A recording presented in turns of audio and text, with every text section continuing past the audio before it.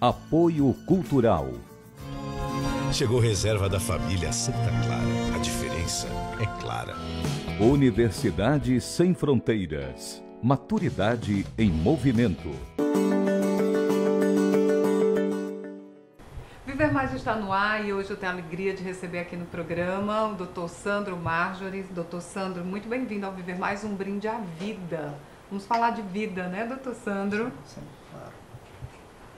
Dr. Sandro é especialista em medicina chinesa, medicina tradicional chinesa. Isso, essa abordagem isso, correta, né, Dr. Sandro? MTC, né? Pronto. E nós vamos falar aqui principalmente da questão da longevidade, já que o Dr. Sandro estudou na China, uma década lá convivendo com os chineses, então entende muito bem disso. Por que os chineses vivem tanto, Dr. Sandro? Os chineses, eles são, acima de tudo, resilientes, né? Essa resiliência está associada a diversos hábitos que foram meio que introduzidos na cultura do povo chinês no decorrer de milhares de anos. Esses hábitos, até hoje, eles são praticados diariamente, né? E é sim dito que os chineses possuem mais hábitos do que vícios. E que hábitos, assim, contribuem para essa longevidade? O que você pontuaria? Acima de tudo, a questão do respeito à própria saúde, né? A utilização de alimentos menos condimentados, a inserção do uso contínuo dos chás diariamente na rotina do chinês, né? O chinês bebe tanta água quanto chá, né? E associado também ao fato de que eles conhecem a medida do tempo de executar as suas tarefas, né? Eles não assumem compromissos maiores do que eles podem dar conta, né? Eles não dizem sim para várias responsabilidades, eles dizem não para os outros e sim para si mesmo. Isso eles fazem de forma muito tranquila, muito desimpedida. Seu menor problema, eles dizem, não, eu prefiro me cuidar. Eu não vou topar essa missão porque não é a questão da minha imagem, é a questão da minha saúde. Nossa, que interessante isso. Agora, doutor Sandro, quando o senhor diz que o senhor abordou aí um ponto, a alimentação, e o que a gente conhece da China, o senhor pode dizer se eu estou equivocado ou não, é que eles chegam a comer insetos, bichos disso, até que o corona, primeiramente, se soube por conta de uma alimentação com morcegos. Isso tem fundamento? Eles comem essas coisas que para nós ocidentais é muito estranho? O que eu vou te falar é o seguinte, não procede muitas informações que são difundidas na mídia, a gente tem muito fake news por aí, né? Então, deixa eu dizer uma coisa, como é que um vírus consegue sobreviver a um cozimento a 100 graus? Né? Então a gente tem que avaliar primeiro isso. Algumas pessoas falaram que era sopa de morcego, muito bem, pois o chinês come tudo a 100 graus de temperatura, tem que estar muito quente. Né? Mesmo sopa de morcego? A 100 graus. A sopa ela tem que ser feita a uma temperatura altíssima. Quando passa por esse processo? Normalmente se mata quase que 100% de qualquer sistema viral ou bacteriano. Né? Isso não é só lá, isso é em todo canto do mundo. Né? Um vírus sobreviver a temperatura acima de 100 graus... É um super vírus. É um super vírus, eu estou para ver ainda. Então, tem informações que precisam ser filtradas. Agora, com relação ao consumo de determinados alimentos, cachorro, diz que eles comem. Alimentos que são considerados exóticos, né? Nós temos que entender o seguinte, a China ela contém nas suas fronteiras 52 etnias.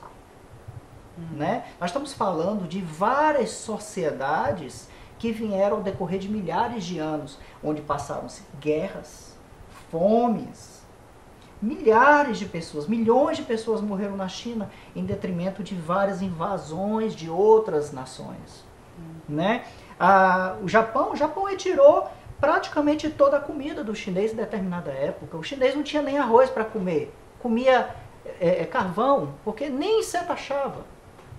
Então, nós temos que tentar entender a folga que nós, brasileiros, temos. Nós somos um país jovem, 600 anos. Se você tem uma pessoa na sua família com 60 anos de idade, ela tem 10% da idade do país. Mas a gente está sabendo viver, mesmo sendo um país jovem? Olha, eu posso dizer que o Brasil ele vai passar por muitos processos ainda. Que tipo de processo? Amadurecimento político, principalmente. Amadurecimento político, porque através da política a saúde ela pode ser melhorada. Através da política a educação pode ser melhorada.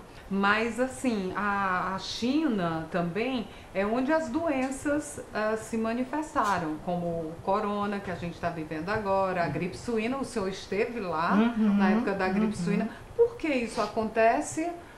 Se é uma minoria que se alimenta dessa forma, em um país com tanta gente. Não, em relação ao coronavírus é uma coisa atípica, né? Isso daí foi uma coisa muito atípica. Se não fosse atípico, já teria acontecido há muito mais tempo atrás.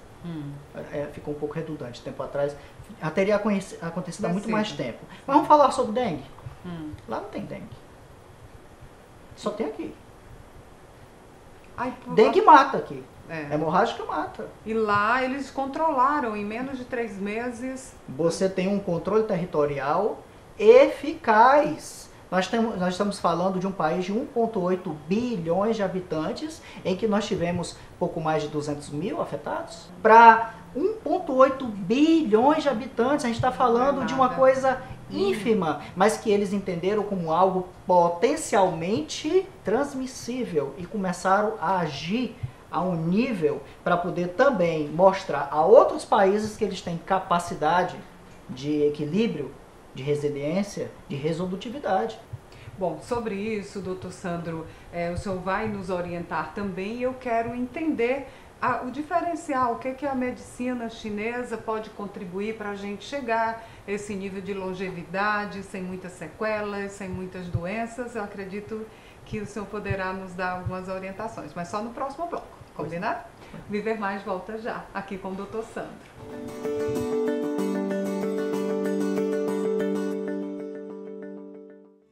Apoio Cultural.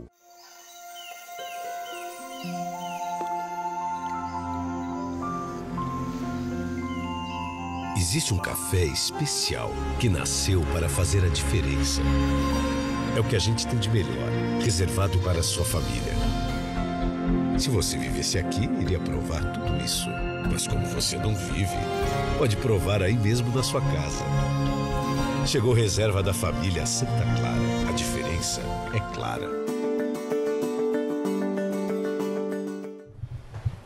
Viver Mais está de volta, hoje aqui no Viver Mais, a gente no Mundo Acá, mais uma vez, conversando com o Dr. Sandro Marjorie, ele que é especialista em medicina chinesa. E eu deixei lá no ar, Dr. Sandro, o diferencial, existe muita diferença? O senhor se formou na China, estudou lá durante 10 anos, da nossa medicina para a chinesa, que pontos, aspectos a gente poderia A grande diferença, Ian, que eu posso mencionar aqui, que é uma diferença que, na verdade, você não precisa estudar lá para poder saber essa diferença, você pode pesquisar hoje pela internet, as informações estão aí. Mas nada como está presente, Não, claro, claro. Mas o que eu posso lhe dizer com propriedade é que a diferença está na prevenção.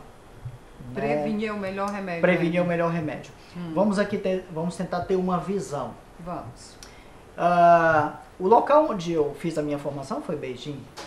Está falando de... as pessoas entendem Pequim. Beijing tem 23 milhões de habitantes. A gente está falando de 2 vezes a população de São Paulo. Tá certo? E lá nós temos 9 grandes hospitais de medicina tradicional chinesa. Cada hospital dá 9 vezes o tamanho do JF. Nós estamos falando de... Uma imensidão. Nós estamos falando de big hospitais. Você sabia que até metrô passa por baixo de alguns hospitais desses. Então, como dar conta de leitos hospitalares, como dar conta de várias doenças de uma população tão grandiosa como essa? Controle e prevenção. Então, a política, os políticos, eles têm uma contribuição muito grande nesse sentido de incentivar as pessoas à prevenção. Tá? Não vamos colocar aqui em xeque aqui indústria farmacêutica ou outras coisas. Não vamos falar disso. Renderia outro programa. Não vamos falar disso não. Vamos falar sobre a prevenção. Né? Vamos falar sobre alimentações saudáveis, vamos falar sobre atividade física, vamos falar sobre horas de sono dormida. Tá? Isso eles são bem disciplinados. Muito disciplinados. Culturalmente isso está enraizado na vida do povo oriental. né? A disciplina. A disciplina. A disciplina, ela é a melhor prevenção contra as doenças. A doença, ela pede a indisciplina. A doença, ela pede o vício recorrente diário e o menor hábito possível de se cuidar. Ela pede que você beba menos água. Essa é a doença. Ela pede que você ande em ambientes insalubres. Essa é a doença. A doença, ela pede que você coma fast foods a qualquer momento, porque você não tem tempo para se cuidar. A doença pede que você tenha menos horas dormida, porque você não vai deixar de assistir aquele seriado que é repetitivo, tá lá. Mas você que tem que assistir 3, 4 episódios para ir dormir. A doença está pedindo tudo isso. A pergunta é disciplina? Você está se disciplinando à doença, mas você não se disciplina à saúde. Será que a doença, ela encosta em você se você for uma pessoa que todo dia cuida da sua saúde, pratica atividade física diariamente, tem 20 minutos em que você não conversa com ninguém, não ouve ninguém, você se ouve, você medita, você toma uma xícara de chá, você está pensando em você. Será que a doença, ela vai querer encostar em você com facilidade? Agora, para atingir esse nível, doutor Sandro, os orientais conseguiram, e nós, ocidentais, como é que consegue? Na vez passada que conversamos agora, nós falamos sobre o tempo em que esse país existe, né? Esse país é um país muito jovem, né? Então as pessoas acompanham essa vivência. Entendeu? Então esse aceleramento, sim, né? Sim. Então nós temos ainda muito que amadurecer em relação a isso. Mas olha só, essa sociedade moderna, esses garotos que estão surgindo agora, eles estão com todo o potencial, eles possuem toda a informação, todo o conhecimento para se igualar ao povo chinês em relação à longevidade. Você acredita nisso? Eles têm potencial. Ah, tá. Querer fazer é outra coisa. Ter cultura enraizada nas famílias é outra coisa. Cultura aplicada, prática dentro das escolas é outra coisa. O senhor acredita, doutor Sandro, o senhor falou aí nos jovens de hoje. A gente sabe que os jovens de hoje, por conta da tecnologia, eles passam mais tempo na tecnologia, esquecem de comer, de ter uma atividade física. Eles vão chegar a longevidade de forma saudável, ter 80, 60, que hoje nós estamos atingindo essa idade, não de forma saudável como os chineses. O senhor disse que atendeu lá pessoas com mais de 100 anos. 105, 107 anos de idade. Acha que vai conseguir atender? Eu não sei lhe dizer isso, sabe, Ian? Se esses jovens agora do século XXI em diante, se eles vão ter essa longevidade baseada em hábitos simples e antigos. Eu não sei nem lhe dizer se esses jovens chineses vão ter. Também, porque quando em 2004 aconteceu uma movimentação drástica em Beijing para preparar o país, preparar o Estado chinês para receber as Olimpíadas. Chegou o McDonald's, chegou tanta coisa lá, chegou tantos fast foods naquele país, assim, de repente, do nada a gente via um McDonald's em uma esquina e a gente via muitos estrangeiros fazendo fila, mas não via um chinês fazendo fila. Olha isso. Porque eram preocupados, olha, o que é aquilo chegando? Isso, coisa de americano? Será que é bom? Né? Só que aí as coisas foram se consolidando, essa globalização tomou conta também do Oriente de forma muito agressiva. E até 2009, quando eu saí de lá, em 2009, ainda eu já via muitos chineses comendo todo tipo de fast food, jovens. Os mais idosos não mantêm, né, a tradição.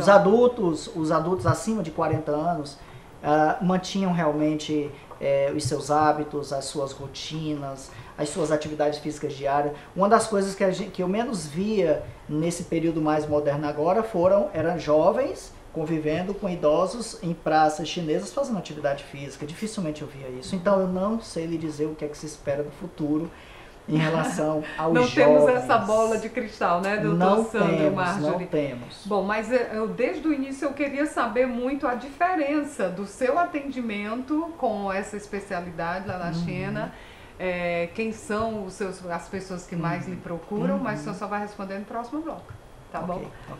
O Viver Mais volta já.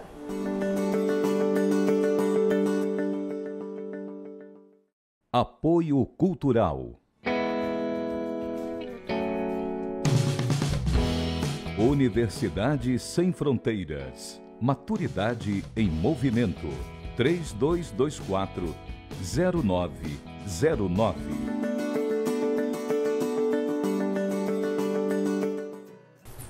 Viver Mais está de volta, seguindo aqui a nossa conversa com o Dr. Sandro Marjorie, especialista em medicina chinesa.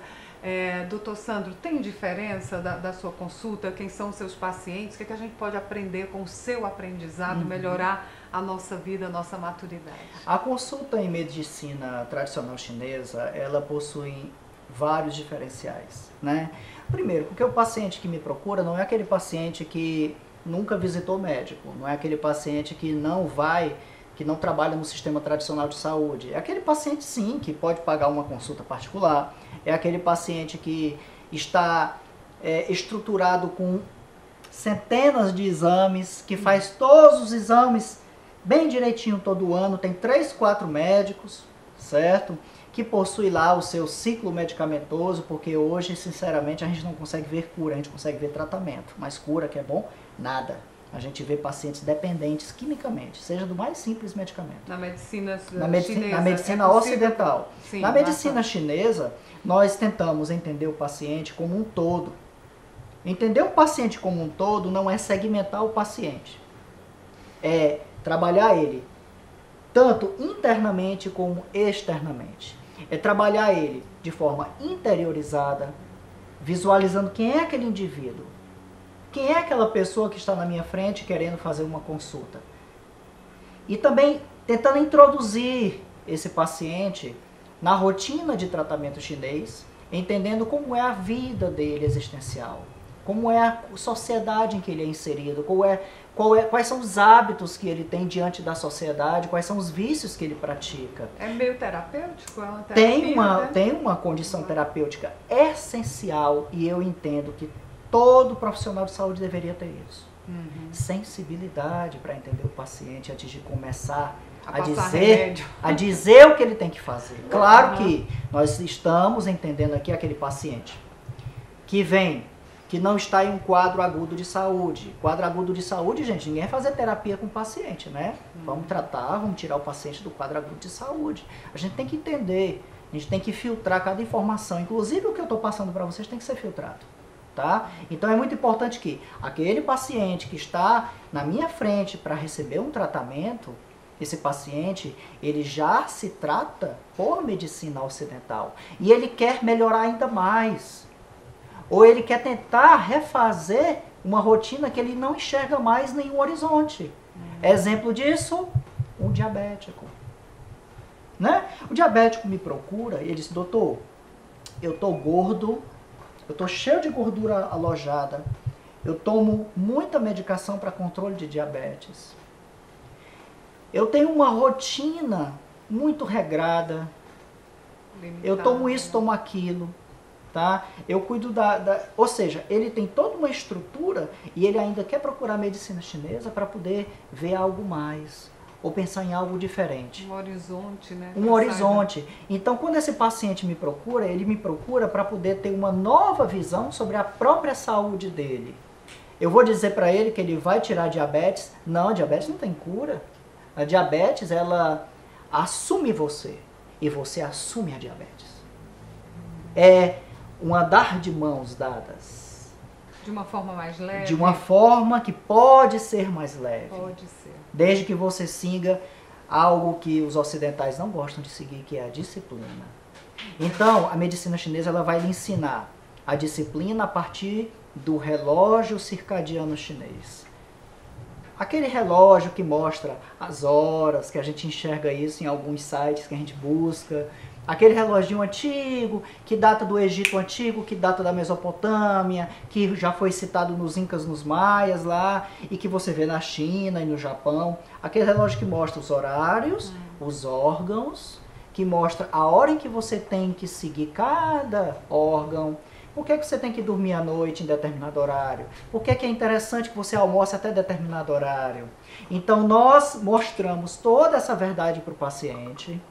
Nós inserimos ele dentro de um tratamento em que ele vai ter que seguir esse relógio. E como, doutor? Quais são as estratégias? Né? As estratégias é preenchendo o paciente com informações novas para ele, viu? Velhas, desde os primórdios. Bom, o paciente chinês, ele entende, ele capta bem. Mas e nós? Os seus pacientes, eles têm captado? Eles têm se inseridos, né, nessa nova forma de medicina? Olha, desde 2009 que eu atendo pacientes aqui, né? E graças a Deus, o meu índice de assertividade de cuidados com esses pacientes sempre ultrapassa 60% de eficácia. Olha que bom. Certo? Mas depende muito também do paciente, né, doutor Sandro? O simples fato, Ian, do paciente estar me procurando, de estar vindo indicado por outros pacientes, já é um filtro magnífico para que ele possa chegar com esperanças, ele possa começar a enxergar a medicina de uma outra forma. A medicina tradicional chinesa é a medicina dos chás, é a medicina das ervas. Medicina que você escuta, a medicina que você escuta na sua casa, que você já escutou dos seus avós. Isso. É aquela, rapaz, mas aquela cancha de galinha, não é que a bicha é boa mesmo? Por que ela é boa? Será que as pessoas sabem por que ela é boa? Será que isso não já foi ventilado no decorrer da história, durante milhares de anos, o benefício de uma boa cancha de galinha, entendeu? Que levanta até defunto. Que levanta até defunto, né? E por aí vai. Então, assim, a medicina chinesa trabalha com ervas, trabalha com chás, trabalha com o equilíbrio entre o que você faz dentro do seu corpo com o que você faz em relação à sociedade. Nós, durante o tratamento, incentivamos muito o paciente a ter uma visão diferente da vida, a não assumir responsabilidades acima do que ele pode dar conta, porque isso, para o cérebro, é infinito. Para o corpo, é acelerar a mortalidade, porque as células entendem que precisam morrer e renascer todo dia de forma muito mais acelerada, porque a sua mente está ditando o tempo é mais acelerado, portanto as células têm que vir e ir com mais velocidade. E num dado momento pode ser que o corpo não entenda isso, pode ser que a doença venha a se prevalecer, pode ser que aquela maldita doença chamada câncer, ela possa acontecer em cada indivíduo, porque o que é o câncer basicamente? É o descontrole de produção celular. Verdade. Nossa, doutor Sandro, muito profunda aqui a conversa, uma verdadeira consulta. E eu sei que o senhor tem aí uns ensinamentos, digamos assim, para a gente envelhecer bem. Para encerrar, eu gostaria que o senhor pontuasse. Pode então ser? Vamos lá. Primeiro ensinamento: durmam 8 horas por dia. Tá? Isso é essencial para que o seu corpo acorde renovado. Segundo ensinamento: beba bastante água, gente. De 2 litros a 2,5 litros de água por dia. Anotado. As células agradecem, o seu cérebro vai agradecer no futuro. Tá? 3. Terceiro ensinamento: prática de exercício físico, em que neste exercício você esteja trabalhando o corpo e a mente ao mesmo tempo. Você esteja meditando enquanto você pratica exercício físico. Não é fazer exercício físico conversando com a sua amiga do lado e dizendo: ou no celular. Mulherzinha, não sei o que, não sei o que. Olha, já te ligo que eu estou aqui terminando aqui uma sessão.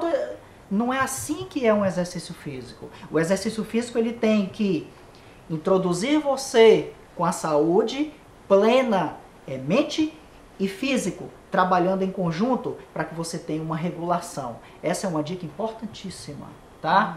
Quarta dica. A quarta dica que eu acho essencial, gente: alimentação.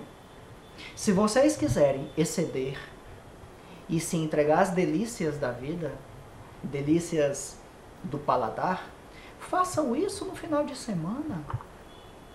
Não precisa ser todo dia não, gente. Para finalizar, prefiram chás ao invés de tomar uma boa neosaldina. Maravilha. Alimentem-se com o que a natureza tem a oferecer. Se vocês estão ansiosos, chá de camomila, chá de erva doce, de hortelã, tão bom também. Folhas de maracujá, tá? Procurem tentar entender o que a natureza pode trazer para vocês. Olha, é instantâneo o resultado de uma medicação. Instantâneo. Mas não é duradouro. Ela coloca vocês na armadilha do imediatismo. O imediatismo, ele lhe dá resultados rápidos, fugazes, mas ele não lhe dá longevidade. Longevidade, ela não vem com rapidez. A longevidade, né, é um processo a ser construído. Ela vem com disciplina e resiliência.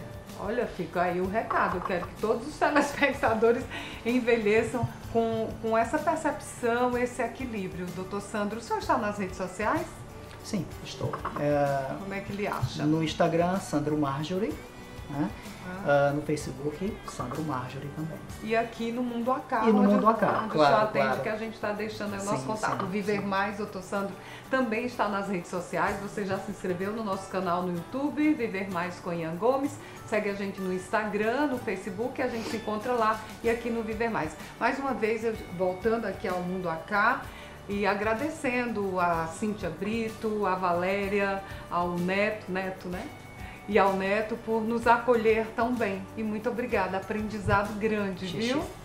Xexé é o quê? Obrigado. Xexé? Xexé.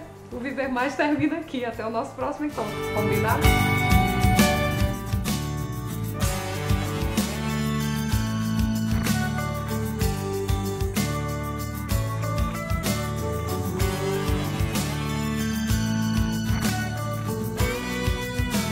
Apoio Cultural. Chegou reserva da família Santa Clara. A diferença é clara. Universidade Sem Fronteiras. Maturidade em movimento.